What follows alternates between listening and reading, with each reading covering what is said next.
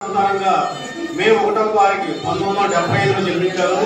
వీరి స్వగ్రామం బల్లి గ్రామం, బల్లిపేట మండలం. అప్పట్లో విజయనగరం జిల్లా, ప్రస్తుతం మన్యం జిల్లా.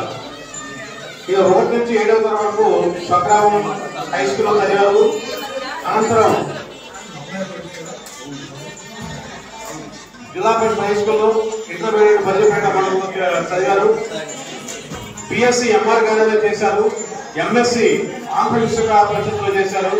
B Ed mother college D Erravaram Narsipatnam చేశారు.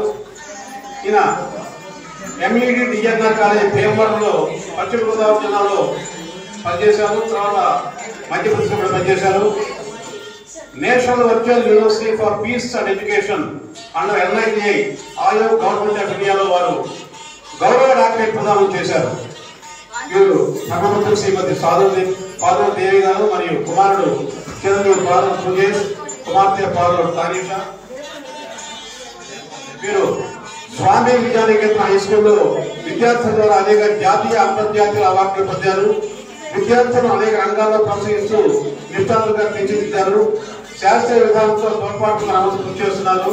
ప్రస్తుతం జన విజ్ఞాన వేదిక రాష్ట్ర విద్యాశాఖకు కన్వీనర్ గాను, విశాఖ